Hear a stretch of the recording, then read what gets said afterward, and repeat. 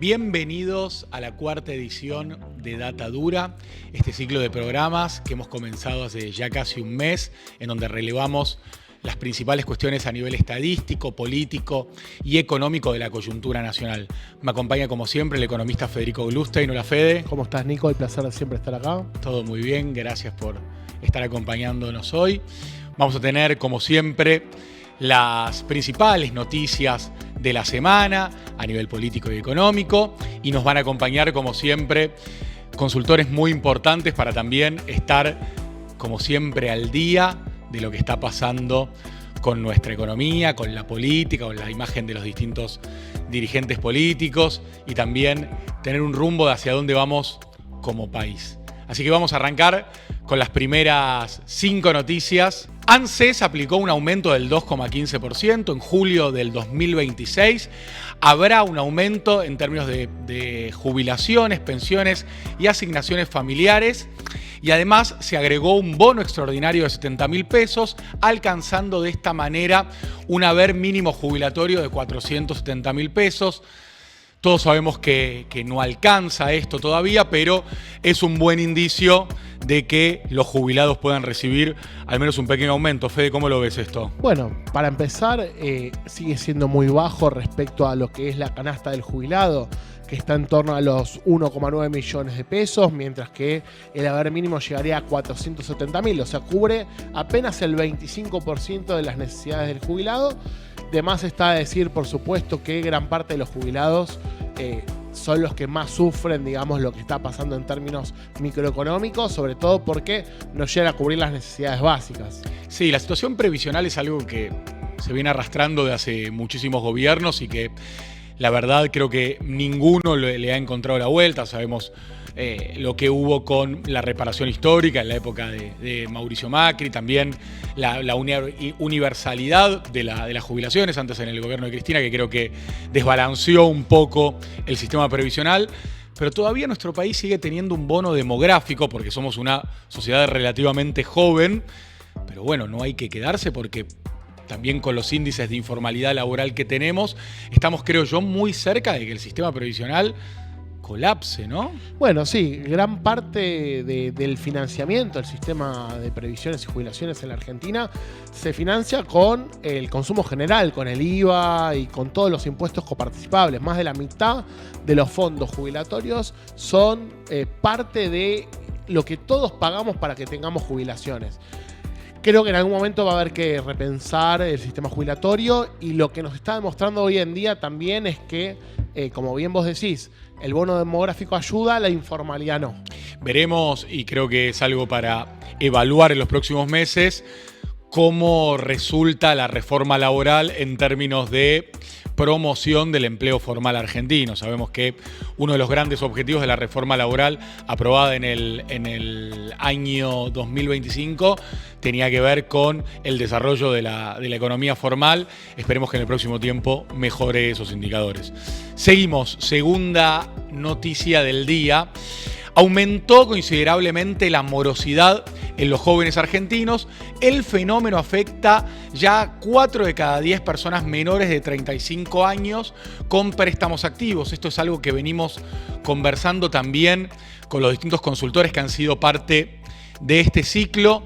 Es algo que afecta sobre todo a los sectores vulnerables, porque al no encontrarse dentro de los ámbitos de la economía formal, terminan endeudándose a tasas irrisorias y usureras que hacen muy difícil poder cumplir con los plazos. Fede, ¿vos creés que esto es algo que va a seguir en aumento? ¿Cuáles creés que son las causas? Bueno, primero en principal, lo que dicen los informes de las consultoras es que los jóvenes se endeudan de una forma mucho más tecnologizada que sus padres y sus abuelos. Hoy las billeteras virtuales y el acceder a créditos vía internet hace que acceder a un crédito personal sea mucho más fácil. Entonces, en un clic uno ya puede sacar un crédito. Es más, un informe de Provincia Microcréditos, que es una empresa del Banco Provincia, claro, estableció que el 40% de los jóvenes entre 18 y 21 años toman un crédito y después no lo pueden pagar. Claro. Y eso tiene que ver con dos factores clave. El primero es que muchos de los jóvenes no tienen un empleo formal o no tienen un empleo directamente. Viven de changas o viven de algún tipo de platita que te puede dar mamá y papá o el abuelo, pero después llega el momento que tienen que pagar sus obligaciones o se tienen que financiar para algo y ven que llega un crédito con una tasa muy alta y no lo pueden pagar. Después, por otro lado, 9 de cada 10 de ese grupo se endeudaron antes de tener su primer empleo formal. Eso quiere decir que, bueno, no importa, yo me saco un crédito y después veo cómo lo pago. Y eso también tiene que ver con la falta de educación financiera que hay en los jóvenes. Era lo que te iba a decir. Yo creo que la falta de educación financiera termina siendo uno de los ejes claros para esta situación. También tiene que ver, creo yo, con nuevas maneras de los consumos sociales y culturales de los chicos. Creo que hoy en día con las redes sociales nadie se quiere perder nada. Esto que vemos del FOMO, de quiero tener las últimas zapatillas, la última remera, y que muchas veces los pibes terminan consumiendo por sobre sus capacidades, lo que termina cayendo en esquemas de préstamos informales con tasas que no pueden pagar, se terminan acumulando porque cada vez que no pueden cumplir con sus compromisos, esa tasa aumenta de forma exponencial y estamos en una situación que creo que es muy grave. Sé que el gobierno nacional hace poco sacó una línea de crédito del Banco Nación para poder homologar las deudas y de alguna manera cuotificar y poder poner al día las economías familiares. Esperemos también que eso pueda funcionar, porque la verdad que es muy triste ver cómo muchísimos jóvenes argentinos hoy se están endeudando y no pueden cumplir con sus compromisos, ¿no? No, bueno, sí, también hay que entender que si bien es una buena medida, la mayor parte de los jóvenes y de las familias en general no cobran o no perciben avales por el Banco Nación. Hoy lo que tenemos es que gran parte de los jóvenes lo hacen por billeteras virtuales, Es verdad. Que no están aplicando ningún tipo de cambios o forma de la tasa. Lo mismo sucede con los bancos comerciales. Entonces, lo que está pasando es que cuando la tasa se libera, bueno, el que entró en una caída de su microeconomía personal o familiar, bueno, manotea lo que puede, y en ese manoteo de lo que puede, lo que termina pasando es que terminan cayendo en tasas muy altas. Y hay algo que también hay que tener en cuenta, que no lo vamos a hablar acá en profundidad, es, como vos dijiste, el consumo de los jóvenes y el accionar de los jóvenes en términos de, juego virtual, juegos en línea y etcétera, que son un cambio muy importante del nivel de vida. Y a eso también hay que sumarle, por supuesto, que muchos se endeudan y muy caro para poder acceder a esos servicios. Es un tema muy interesante que tenemos que profundizarlo seguramente y no va a faltar oportunidad. Vamos con la tercer noticia del día, y que tiene que ver ya con una encuesta que hemos recibido de la encuestadora Atlas Intel, que fue en el año 2023 una de las que más cercana estuvo en cuanto a los resultados electorales.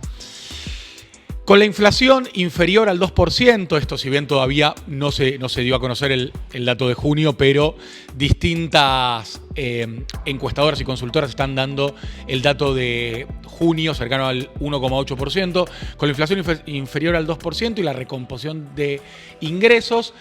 Las encuestas empiezan a mostrar una recuperación de la imagen presidencial en contraposición con los principales dirigentes del peronismo. Vemos que la imagen positiva de Milei, si bien no logra superar la imagen negativa, alcanza 40%, lo que lo logra mantener sumamente competitivo a falta de un año para el cierre de listas en vías a las elecciones presidenciales. Así que Milei estaba en más o menos 36%, 36, 37%, y en el último mes, probablemente acompañado con la baja de la inflación y algunas otras variables que se han ido acomodando, su imagen logró alcanzar otra vez 40%. Para mí tiene que ver también con la solución del caso Adorni, ¿no? Sí, lo vamos a hablar con nuestros invitados, pero yo creo que lo que se va a dar para el escenario electoral es, si la economía empieza a mejorar, va a tener mucho más apoyo. ¿Qué es lo que está pasando ahora? Datos de consumo que han crecido de forma estacional, ha bajado un poco el endeudamiento de las familias, ha habido algunas perspectivas de mejora, y eso obviamente cambia sobre todo el ánimo de algunos que estaban en duda de si seguir acompañándonos al gobierno. Lo veremos más en profundidad ahora en el programa, pero creo que también tiene que ver con que la inflación sigue bajando y una de las grandes promesas del gobierno se está cumpliendo. Ahí esto está muy en línea con la cuarta noticia, que tiene que ver con que la suba del dólar, creo que por primera vez en bastante tiempo, superó a la inflación. Tuvimos un aumento del dólar del 5% en el mes de junio y eso fue sumamente superior a la inflación que va en caída. Esto tiene que ver con el mundial, los viajes, El aguinaldo. o el factor estacional no tiene nada que ver en ese Sí, sentido. tiene mucho que ver. Obviamente en este mes y los meses que vienen el campo liquida menos, por lo tanto la menor liquidación del sector agroexportador hace que haya menos dólares. Después obviamente el mundial, lo hablamos el programa pasado, motivó a que haya demanda por 400 o 500 millones de dólares. La gente con el aguinaldo ahorra en dólares también, y por supuesto eso suma. Y por último, creo que también no hay que escatimar el poder que tiene. Falta un año para las elecciones y hay muchas carteras que se empiezan a dolarizar, Claro. a partir de ahora.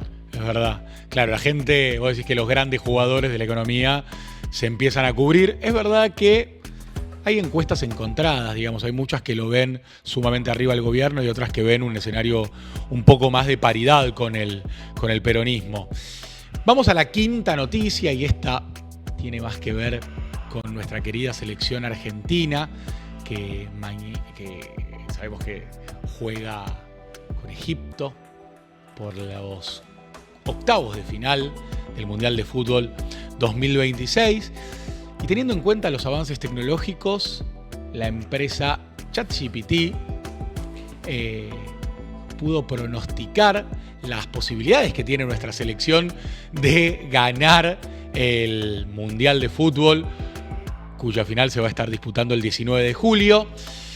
La inteligencia artificial consideró que Argentina tiene entre el 10 y el 16% de chances de salir campeón mundial, situándose en el top 3 junto con nuestros archienemigos España y Francia. Francia que la pasó mal con Paraguay. ¿Cómo vemos esto? ¿Decís que Argentina tiene entre el 10 y el 15 o tenemos un poquito más? Y yo creo que Argentina siempre es Argentina. Acaba de ser campeón del mundo, tiene a Messi.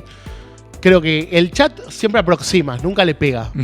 Así que yo a mí me gusta ver cómo Argentina sigue pasando postas. Y creo que mientras más nos reduzcan, más Argentina tiene chance. Mejor ir de punto, ¿no? En Qatar fuimos de punto y nos fue bien. Ahora creo que obviamente Argentina es una de las máximas favoritas. Y a nosotros que nos gustan los datos, es verdad que en fútbol es difícil de predecir. Pero bueno, la inteligencia artificial nos da ahí en solamente un 15%, que serían más o menos las posibilidades de 1 entre 7, 8, serían cuartos de final. Yo creo que Argentina tiene alguna chance más y esperemos que el día 19 de julio poder venir con la camiseta argentina, porque Argentina ganó su ansiada cuarta estrella.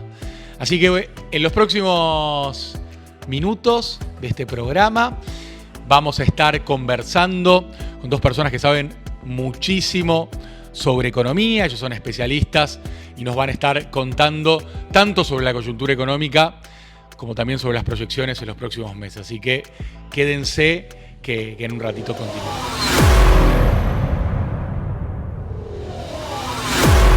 Seguimos con Data Dura. Estamos ya con nuestro primer invitado. Él es Rolando Musín. Rolando es analista político, es conferencista, es docente, tiene más de 15 años asesorando a gobierno y organizaciones sobre cuestiones relacionadas con la política y la comunicación política. Así que, Rolando, somos Federico y Nicolás. Te agradecemos muchísimo estar hoy con nosotros. Bueno, muchísimas gracias, Fede y Nicolás. La verdad que es un placer estar acá y bueno, nada. Te vamos a sacar bastante data, Rolando. Hemos visto algunos de los últimos informes que has presentado. ¿Cómo ves hoy al gobierno nacional, Rolando? ¿Lo ves competitivo? Recién leíamos un poco la última encuesta de Atlas Intel, que fue una de las encuestas que más le pegó allá por 2023, que lo ven competitivo al gobierno nacional. ¿Cómo lo estás viendo a Milei y a sus posibilidades de poder ser reelecto? Mira, yo veo ahí varias cuestiones y me parece que la variable más importante para el gobierno es el tiempo.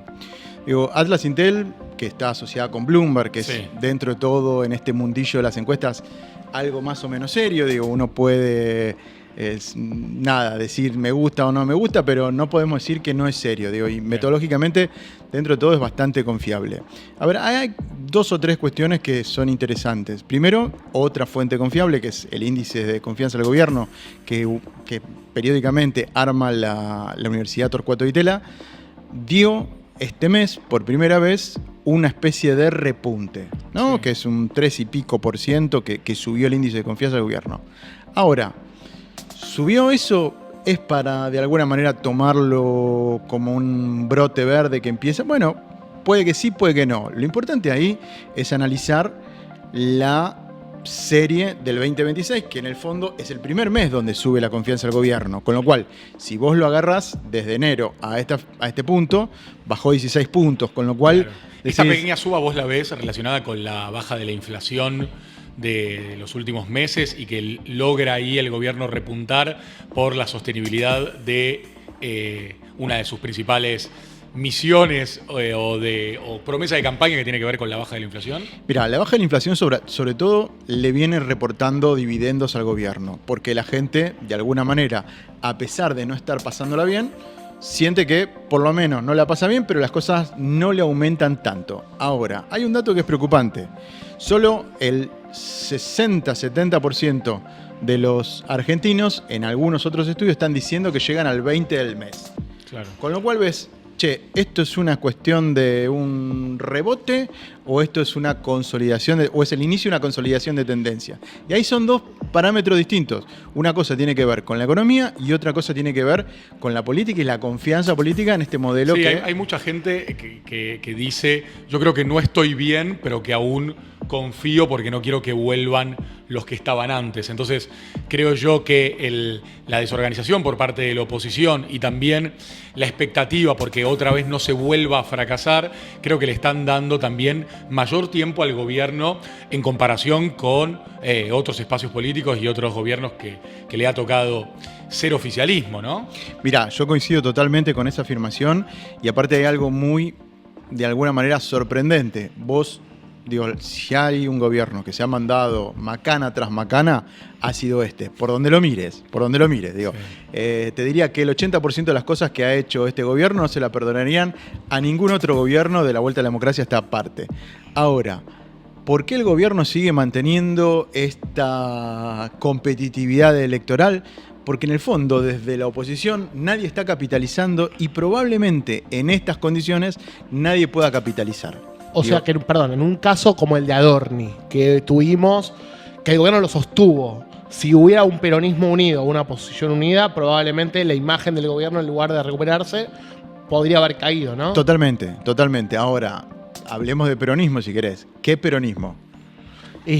Porque como decían ustedes, digo, el demonio del pasado es todavía muy fuerte. Claro, claro. Entonces, de alguna manera, ¿qué peronismo tenemos? ¿Un peronismo racional? ¿Un peronismo acá? ¿Cómo Sí, hacemos sí. para escindir el kirchnerismo del peronismo? Digo, que es uno de los desafíos que va a tener Axel Kicillof si quiere ser realmente Sí. competitivo, ¿no? No, con Cristina no le alcanza, pero necesita a Cristina para ganar. Que creo que esa es la gran Sí. dualidad que tienen hacia adentro en el peronismo. Me parece que también hubo un dato interesante en línea con lo que decís vos, que es que el año pasado, luego de perder las elecciones desdobladas de la provincia de Buenos Aires, las del 7 de septiembre, el gobierno nacional lo tomó un poco de envión porque la gente tenía miedo de que esa derrota pueda extrapolarse a todo el país. Entonces, es como que hay un voto de miedo a que vuelva lo que había antes, que se sostiene todavía como un apoyo al gobierno nacional y que, si bien tal vez no le gustan algunas de las cuestiones o que todavía no ve su micro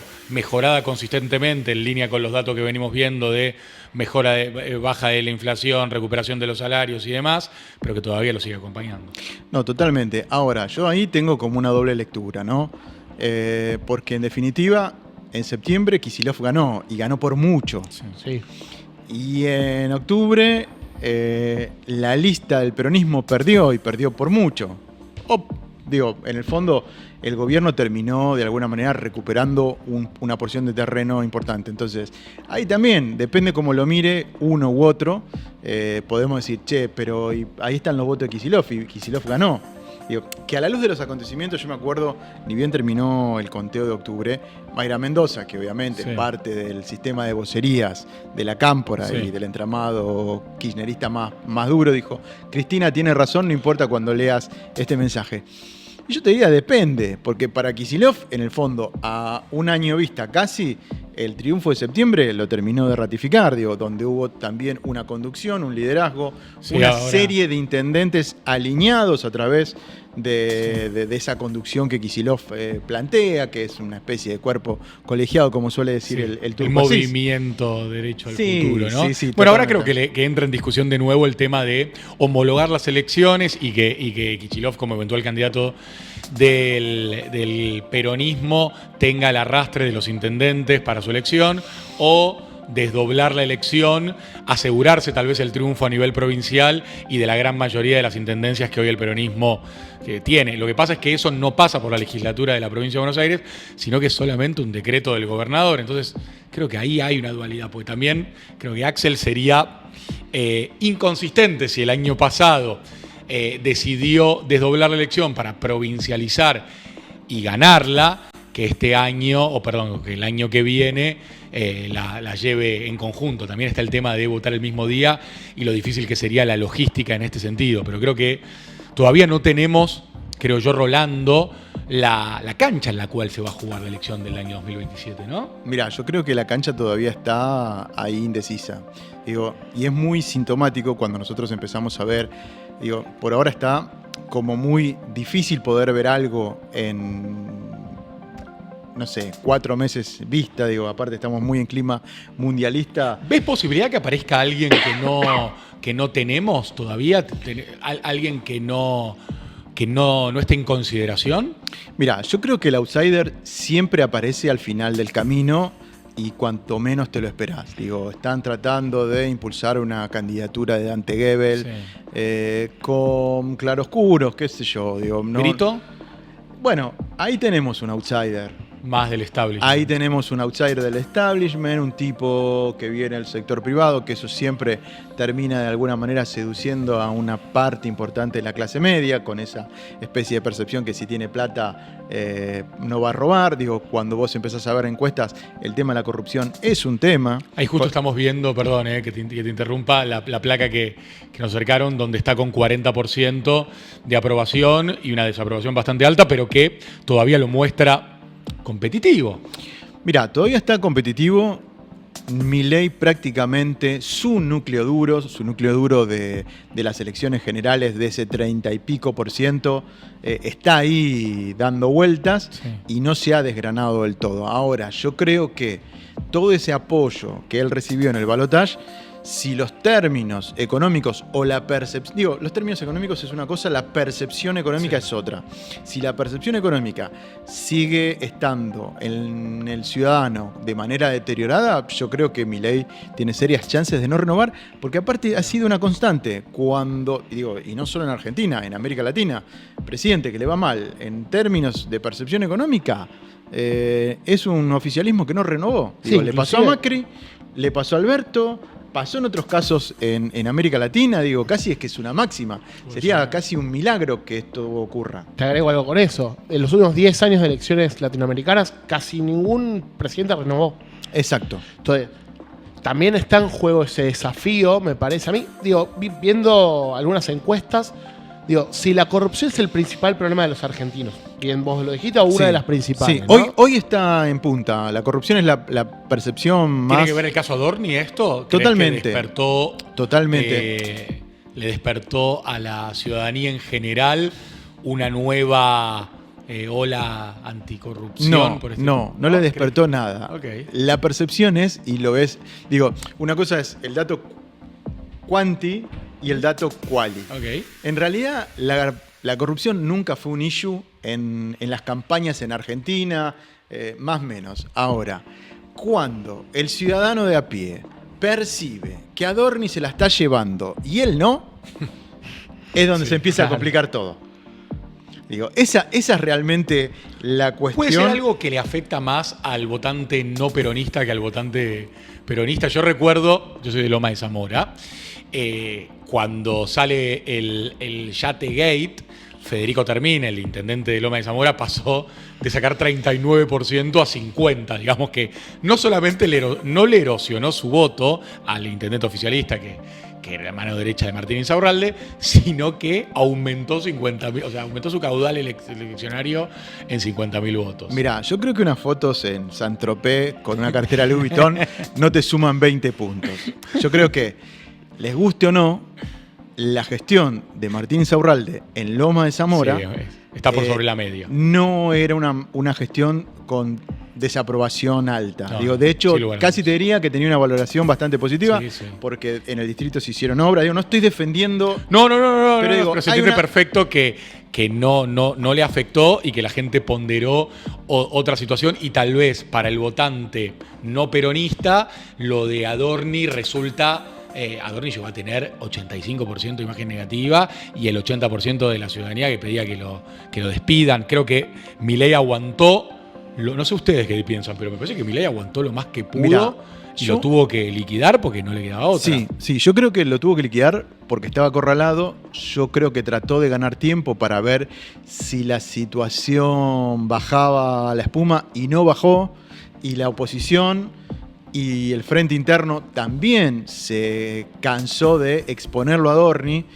Y creo que de alguna manera el tema de Adorni impacta sobre todo en el núcleo moral de la narración del Terminamos gobierno. con la casta. Exacto. Entonces, ahí ya, lo de Adorni ya hizo su daño. Y creo que cuando no tuvo más opción, el gobierno lo terminó soltando, ¿no? Lo que pasa es que también no es solamente Adorni, ¿no? Digo, es Adorni, es el caso Andy, digo, el gobierno Bueno, viene acumulando casos. Sí, sí. Yo creo en la teoría de Malamud, que dice, no siempre estoy de acuerdo con Malamud, pero algunas cosas hay que reconocerle que es un señor que ha leído y ha estado en algunos lugares importantes. Creo en la teoría de Malamud que Adorni era un pararrayos. Sin duda. Entonces, Adorni era Lautaro. Se lleva la marca, no mete gol, porque no mete gol, pero le abre espacio a que metan los goles otros. Pero Entonces, el sacrificio fue muy alto porque lo dejó al gobierno nacional sin candidato potable en la ciudad de Buenos Aires. Adorni era el futuro jefe de gobierno de la ciudad de Buenos Aires.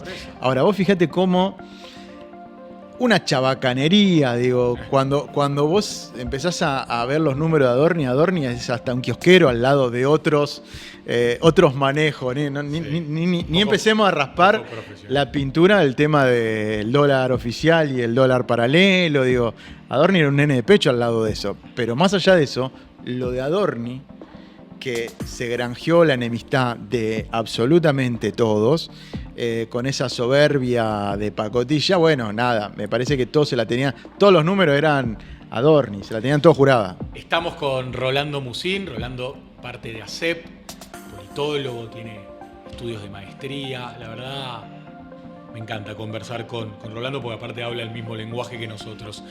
Rolando, ¿vos ves que el año que viene, hablábamos de los outsiders, crees que alguno de estos outsiders se puede llegar a consolidar, no reemplazando el voto de derecha o reemplazando el voto peronista, sino que exista un espacio del medio? Porque me parece que Brito viene de alguna manera a disputar una interna dentro del peronismo, o de eso es lo que se habla. Creo que Dante Gebel todavía no se entiende bien a quién le saca, pero hay posibilidades y votos en esa ancha o cada vez más angosta avenida del medio.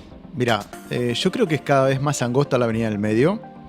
Yo creo que cada vez es más difícil imponer una candidatura o tratar de presentar una candidatura competitiva de la ancha avenida del medio. No le funcionó a Massa, no le funcionó a Larreta y probablemente no funcione en el 2027. Ahí hay varias cuestiones. Siempre hay una pregunta en toda elección. Digo, hay como dos preguntas en el fondo, que tiene que ver con cambio o continuidad. Claro. ¿No? Entonces, y digo, después hay intermedios, cambio con continuidad, sintonía fina, zaraza. Pero en líneas generales, la cuestión es cambio-continuidad. Yo me acuerdo, en el pleno 2023, cuando estaba en campaña Milei, que le hablaron de Bullrich, ¿no? Porque Bullrich era el cambio. Y en el fondo, en un momento de muchísima lucidez, porque también se lo debería haber dado algún focus eso, Milei dice, Bullrich es una segunda marca mía. Claro. Porque en el fondo la pregunta era, ¿quién representa el cambio? Y en ese momento el que verdaderamente representaba el cambio era Milei. Entonces, el tema es, ¿la sociedad va a querer cambio o va a querer continuidad? Claro, quedó licuado Juntos por el Cambio y vos ves una situación parecida en este sentido. Bueno, hace poco leía también de que dentro del espacio peronista es mayoritario el voto radicalizado y por eso también muchas veces vemos afinidad con dirigentes políticos de izquierda como Miriam Bregman y eso llama un poco la atención, ¿no? Bueno, ya se empezaron a medir fórmulas de Kicillof con Miriam Bregman como candidata a vicepresidenta. Obviamente sabemos que es difícil y creo que es difícil que eso para pase. ella sobre todo, pero nada, me parece que Axel, que está tratando de moderarse, está yendo tal vez en contra de la tendencia de que cada vez para acoplar y para aumentar tu caudal electoral tenés que radicalizarte. Las redes sociales están en esa línea. Hoy te fijas, sí, claro, los dirigentes políticos que mayor engagement tienen y son aquellos que dicen más barbaridades. Sí, a ver, hay varias cuestiones. Yo creo que la izquierda históricamente ha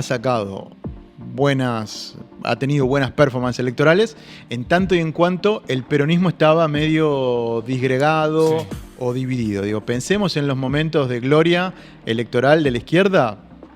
Estamos hablando de las elecciones de 2003, sí, estamos hablando de algunas elecciones de 2005 con el FIT en Provincia de Buenos Aires. Entonces digo, en momentos de desintegración del ahora peronismo... Ahora sacó casi 10 puntos en Ciudad de Buenos Aires, también, ¿no? Que también, ahí rompió un poquito. Pero es una candidata buena para, claro, Ciudad de Buenos Aires, claro, donde verdad, tiene alto nivel de conocimiento. Digo, hasta podría llegar a ser una chance como jefa de gobierno en la Ciudad de Buenos Aires, digo. Claro.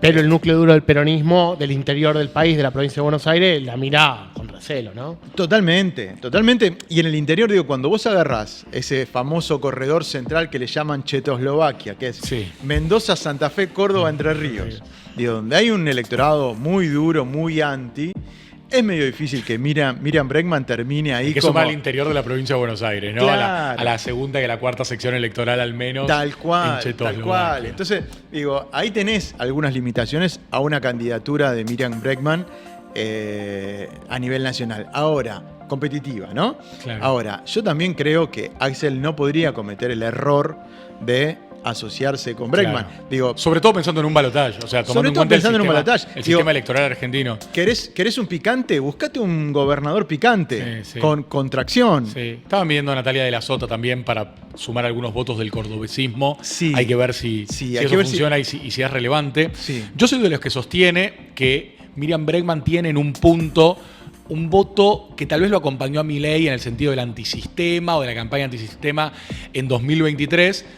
Ese segmento que termina decidiendo elecciones y que es tan fluctuante, que es el de los jóvenes de 16 a 25 años, que quiso, me acuerdo de la campaña del 23, que pasaban por las mesas electorales y gritaban aguante Milei, sea el partido que sea, gritaban aguante Milei. Hoy, ojo que el Frente de Izquierda de los Trabajadores puede llegar a más allá de la ideología, digamos, de la cuestión sustantiva del programa de gobierno que propone la izquierda, de consolidarse como el espacio antipolítica o anticasta, que le va a costar muchísimo a Milei poder sostener ese espacio siendo oficialismo, digamos, que creo que es el gran problema.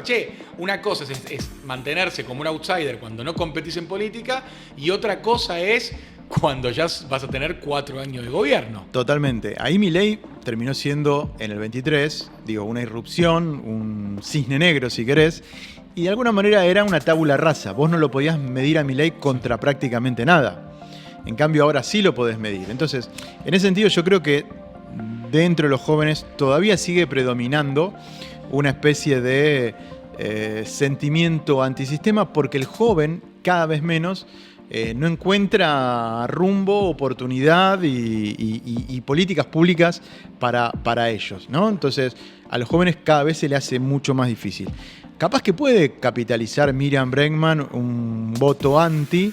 El tema es Digo, ¿cuánto le va a durar ese voto cuando de alguna manera se le dificulte poder, de alguna manera, tener políticas públicas determinadas a ese electorado, ¿no?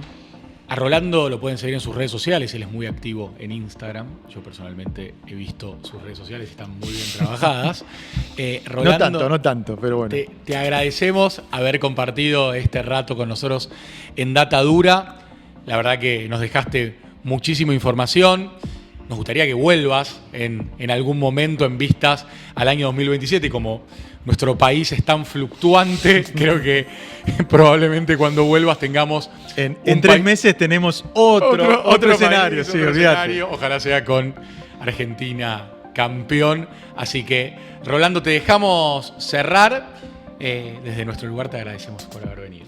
La verdad que un placer, a disposición para cuando quieran y capaz que podemos hacer un post-mundial a ver cómo se van a ordenar las fichas, porque todo el mundo dice la campaña empieza después del mundial, así que queda veremos. comprometido. Eso me parece que lo dicen, ¿no? Porque tienen miedo de tirar alguna definición antes y que se les vaya todo... Sí, o que el clima, ¿no? o que el clima mundialista los termine licuando, total, ¿no? total. Rolando Total. Musil, muchísimas gracias, Rolando, por haber venido. Un placer enorme.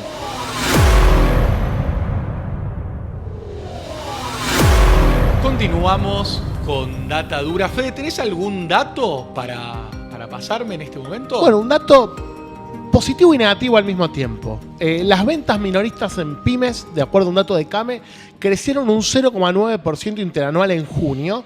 Ese sería el dato positivo, impulsado principalmente por alimentos y bebidas, perfumerías y farmacia, dato bastante coyuntural que tiene mucho que ver con el mundial, pero también tiene que ver con un invierno bastante crudo. Y si nosotros pensamos en el dato intermensual, es decir, comparado con mayo, bajó un 1,3%. Estos resultados acompañan una caída en lo que va del año del 2,5% en virtud de esta economía micro que no termina de repuntar para las familias, con una macro que está mostrando unos datos mucho más interesantes. Bueno, de esto vamos a hablar con nuestro siguiente invitado.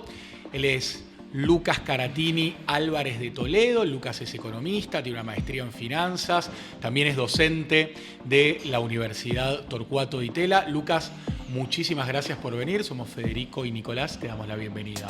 No, por favor, muchas gracias chicos por invitarme. Lucas, no sé si venías escuchando los datos que acaba de dar Fede sobre esta coyuntura económica que la vemos que a nivel macro se acomoda y estabiliza algunas variables como la inflación y el tipo de cambio, si bien en este último mes pudimos ver ahí que hay un aumento del 5%. ¿Cómo crees que está impactando esta supuesta estabilización macroeconómica en el bolsillo de cada uno de los argentinos? Bueno, creo que es cierto un poco lo que venimos discutiendo, te diría, desde el principio de año, que es, vos tenés una economía que por ahí se mueve en dos sintonías distintas, ¿no? Vos tenés una macro, creo que podemos decir, relativamente estabilizada, eso es cierto. Una micro, que creo que el término es rezagado, porque vos tenés claramente, si hablamos de la micro del sector del agro o el micro de lo que es el sector de vaca muerta o empresas proveedoras de vaca muerta, te van a dar una película, o de hecho empresas que están en el interior, te diría que en el interior la dinámica económica es una y por ahí lo que es el AMBA. Urbano, exactamente, pero por una razón bastante natural, que es industria sobre todo está en Gran Buenos Aires, comercio en su mayoría está en Gran Buenos Aires o en Ciudad de Buenos Aires, con lo cual tenés ese desacople muy fuerte. El problema, ¿no?, que no son trabajo intensivos los sectores que más dinamizan este modelo económico, ¿no? Efectivamente, y yo lo que te diría es que por ahí es algo que el gobierno, bueno, por no sé si es razones ideológicas o podemos discutir varias razones de por qué, no hace foco por ahí en estos sectores, la construcción también te diría que va por ahí, que están rezagados, que en los últimos datos, en el margen si querés, se ve un repunte, o mejor dicho, que dejaron de caer, pero obviamente están bastante desacoplados de agro y energía, hidrocarburos, que son los que básicamente están a la cabeza de los últimos años, ¿no? En generación de divisas, sí, de hecho, pero que tal vez no logran suplir la baja que hay en términos de puestos de trabajo en el conurbano y los sectores relacionados con el comercio. Eso ¿no? sin ningún tipo de duda. Para lo que es el sector externo, te diría que, sobre todo Vaca Muerta, de hecho, ya creo que si lo pedimos de forma individual, lo que más exporta a la Argentina es hidrocarburos. Cuando vas al todo el complejo en el agregado, sigue siendo el agro. Pero bueno, tener desarrollado todo el tema energético te sirve por dos razones. ¿Lo escuchaste, Lucas, al intendente Dañelo cuando pidió que no se vayan más a mudar ahí, que todavía no tiene la infraestructura?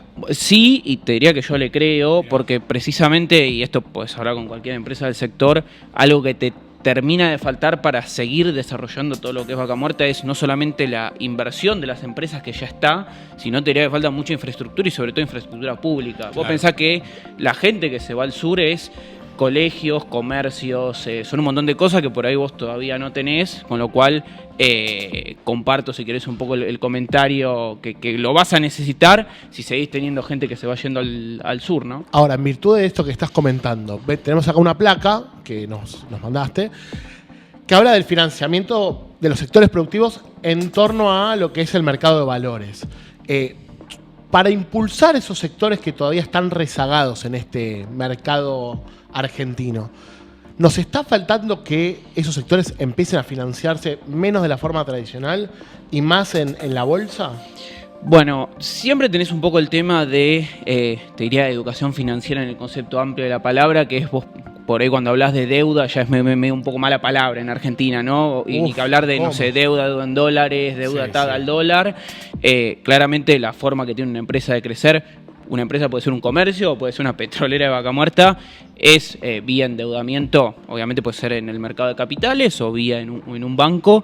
Yo te diría que faltan dos cosas, que es, por un lado, obviamente, educación financiera en el concepto amplio de la palabra, porque por hoy tenés muchísimas herramientas que todos los que nos están escuchando o viendo del otro lado las pueden utilizar. Y te diría que falta un poco también de políticas también un poco más enfocadas a estos sectores, ¿no? Porque vos pensás que del otro lado el que te está prestando, de alguna manera tratás de ir a la segura, ¿no? Que es el agro, que vos decís estacionalmente o algún año te puede ir mal por cuestiones sobre todo climáticas, y Vaca Muerta, que es un sector muchísimo más estable, ¿no?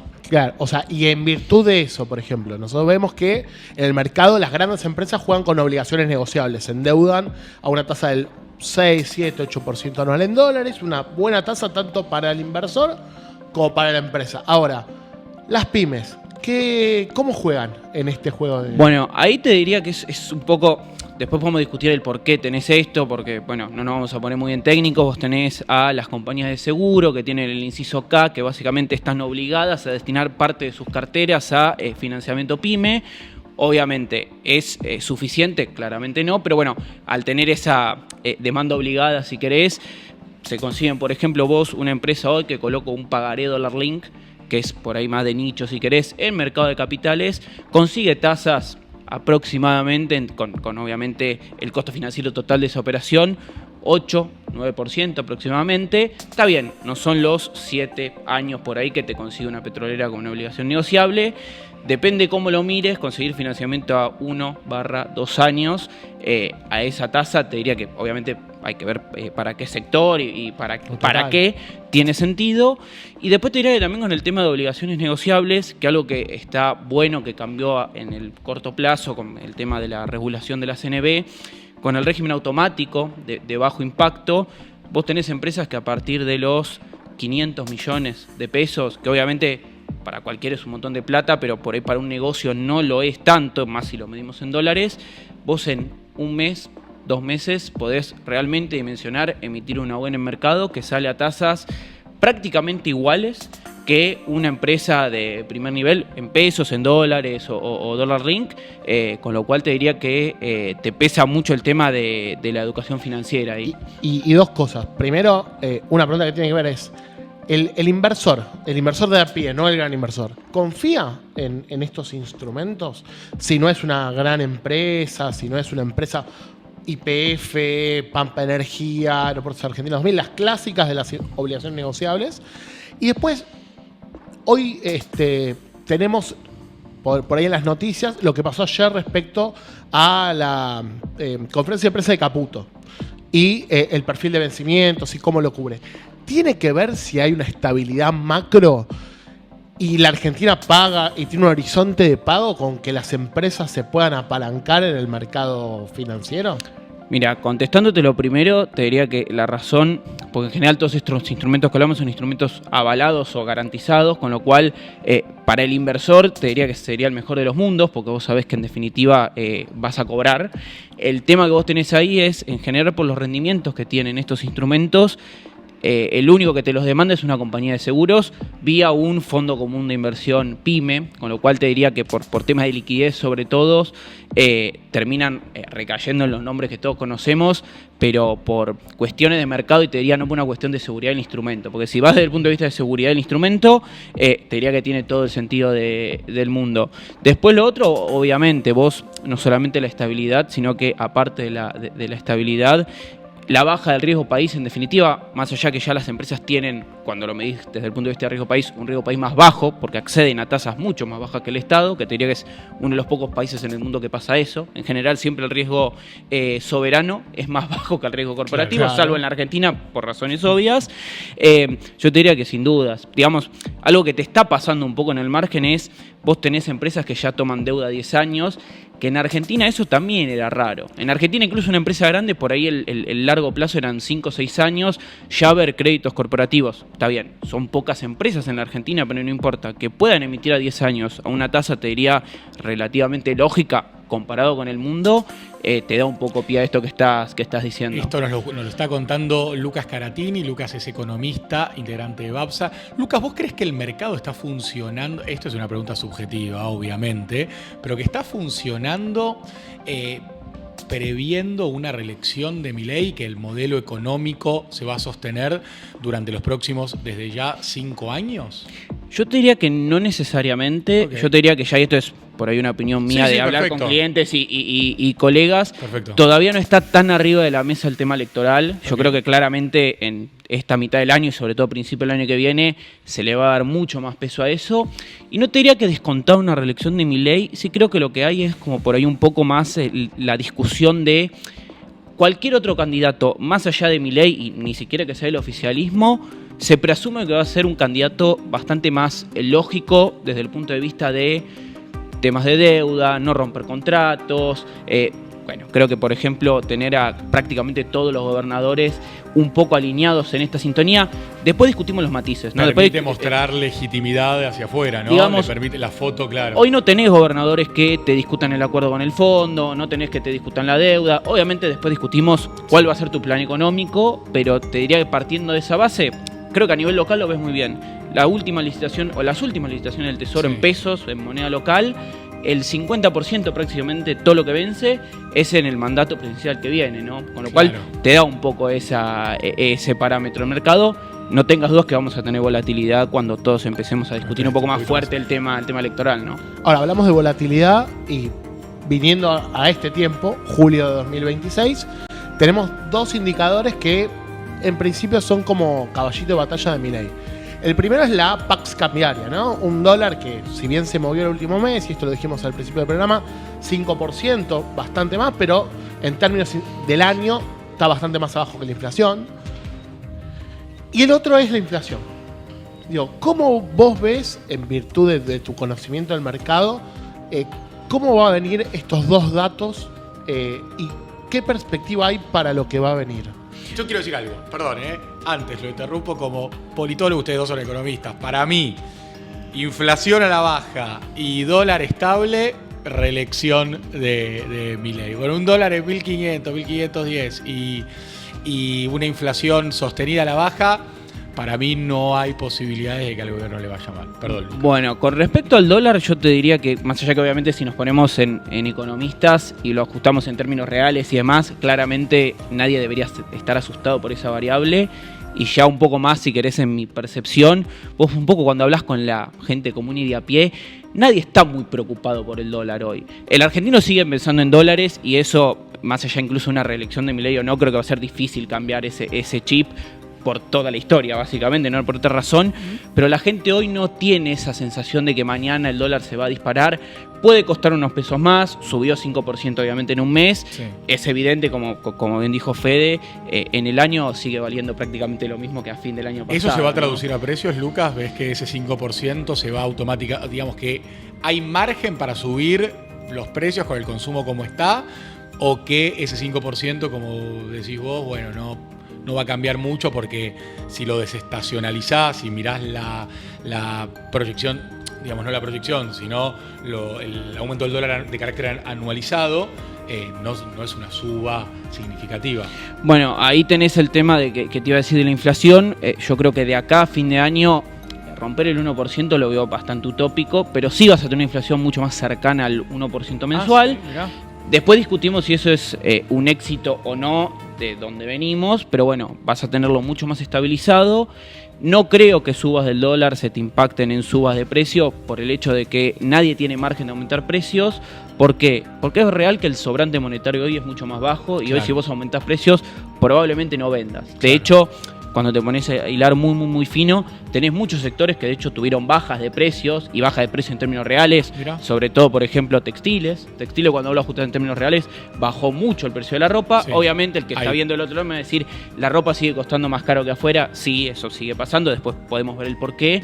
Pero vos tuviste sectores que ajustaron mucho los precios en términos reales. Sí, que ahí tuvieron dos golpazos, ¿no? El tipo de tres, el tipo de cambio, la baja del consumo y la apertura de las importaciones, ¿no? Efectivamente. O sea, fue un sector realmente que se vio muy condicionado frente a la nueva lógica. Ahora, yo te hago dos preguntas como para aprovechar tu conocimiento. La primera es, hoy vimos una nota, la venimos viendo hace unos días, que hay 24 millones de cuentas comitentes abiertas, pero 1 millón de operaciones activas, con lo cual habla de un mercado en crecimiento en términos bursátiles. Yo quería que vos me des tu perspectiva como economista en Babsa. Y lo segundo, que también viene a colación, es el tema de si la Argentina, en virtud de estas tasas de interés locales, que para el crédito son muy altas, puede tener en perspectiva una mejora en la perspectiva de tasa para el año que viene, tener un crecimiento sostenido de 3 años consecutivos.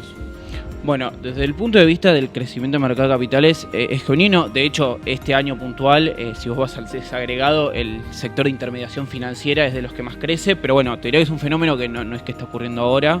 Los últimos años, bueno, tanto BIMA como las ALICs, como incluso los bancos, se pusieron mucho las pilas para dar productos y un acceso mucho más simple a la gente común y de a pie. De hecho, vos hoy, de forma 100% digital y a distancia, te diría que prácticamente cualquier ALIC te puedes abrir una cuenta, la podés fondear y te podés poner a operar sin mucho problema. En el 2021-2022 los formularios todavía eran en papel, ¿no? Sí, con claro. todo lo que eso significa, con lo cual te diría el crecimiento es evidente. Después hay una realidad que es, vos no podés desconocer que la Argentina es un país que hasta hace muy poco tiempo tuviste 50% de pobreza, ahora será el 20-30, pero digo, sigue siendo un país con muchas desigualdades, que es genuino que a la mayoría de la gente no te sobra nada a fin de mes, con lo cual con mucho criterio me vas a decir que es una inversión o invertir no llega a fin de mes. Una cultura financiera. Una cultura financiera que es bastante escasa, por eso creo que el tema de la educación financiera y lo que te propone BIMA, sobre todo con BIMA Educa y demás, es buenísimo. Ojalá siga así. Creo que la Argentina, desde el punto de vista de mercado, tiene muchísimo potencial, ¿no? Argentina debería ser un país con muchísimas más cuentas comitentes y con un mercado de capitales muchísimo más desarrollado, sin ningún tipo de duda. Pero también las billeteras virtuales han acompañado, ¿no? Eso Sin ha duda. mejor. Yo creo que La gente muchas veces no lo dimensiona, pero ponele, cuando ustedes dejan plata, no vamos a decir alguna puntual, pero en cualquier wallet, ustedes están invirtiendo. O sea, Total. ustedes están Claro. colocando plata en un fondo común de inversión, indirectamente, pero es invertir. Con lo cual, todo este tipo de cosas, más allá de la que usen, es educación financiera también de alguna manera. Sí, ¿no? ya es un cambio de paradigma de lo que veníamos viendo, que los bancos, hasta que no pasó esto, no financiaban fondos money market o billeteras remuneradas. Este cambio de paradigma es positivo.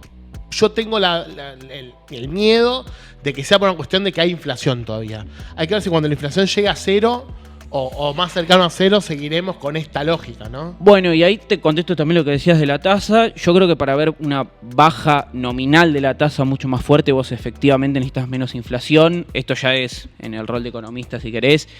En el mediano y largo plazo, si vos no tenés una tasa real positiva, que hoy, salvo unos poquitos meses, Argentina la tiene, es muy difícil mantener una estabilidad macroeconómica, ¿no? Con lo cual, si vos querés una tasa nominal más baja, tu expectativa de inflación y tu inflación tiene que ser más baja. Yo creo que el camino está bien, obviamente te falta, no nos olvidemos, procesos inflacionarios como el que tenía la Argentina en cualquier país, digamos, Israel, Paraguay, Brasil o cualquiera de la región, no duró menos de 10 años ese proceso de estabilidad. El ¿no? modelo Perú, en el cual se basa Caputo cada vez que puede. Exactamente, con lo cual yo te diría que efectivamente querés menos tasa, tenemos que tener menos inflación. Después discutimos si querés cómo llegás a esa menor inflación. Y ahí te diría que si llegás a ese escenario, lo que vas a tener que tener es básicamente al mercado de capitales adaptándose a ofrecerte mejores productos, ideas nuevas. Hoy el mercado va muy al money market, te diría por el contexto, que es corto plazo y cómo puedo remunerar mis pesos para no perder o tratar de perder lo menos posible con la inflación. Supongamos que vamos a un país con nula inflación, una inflación de un dígito en el año, bienvenido sea. Ojalá. No solo por las inversiones, sino porque básicamente tu salario va a rendir mucho más, que es lo más importante. Yo creo que el mercado tiene las herramientas suficientes de adaptarse eventualmente a ese contexto y ofrecerte otro tipo de productos. Lucas, te agradecemos tu tiempo, la verdad, clarísimo, y me parece que está buenísimo en este momento poder tener una conversación como la que acabamos de charlar con vos. Tiene mucho que ver con las noticias que presentábamos al principio del programa. Te agradecemos, invitado cuando quieras. Muchas Aparte, muy gracias por la joven, invitación. Lucas. Genio total. Muchísimas gracias a usted por la invitación. Gran colega, sígalo por redes sociales que aportan muchísimos charts, mucha data. Además labura en BAPSA, que es uno de los grandes alics de la Argentina. Si quieren pueden seguir a Tincho de la Fuente, @Martín de la Fuente, que es el que hace todos nuestros gráficos, el estratega del equipo, que es más chico que yo, si le gusta la bueno, juventud. Lo vamos a seguir. Vamos a poner ahí a Martín de la Fuente y a Lucas Caratini para que lo sigan en redes. A todos los que nos están mirando, les pedimos que se suscriban al canal, que dejen sus comentarios como nos están dejando en cada una de las ediciones. Nos volvemos a encontrar la semana que viene. Esto fue la 4ª edición de Data Dura y espero que les haya gustado este programa.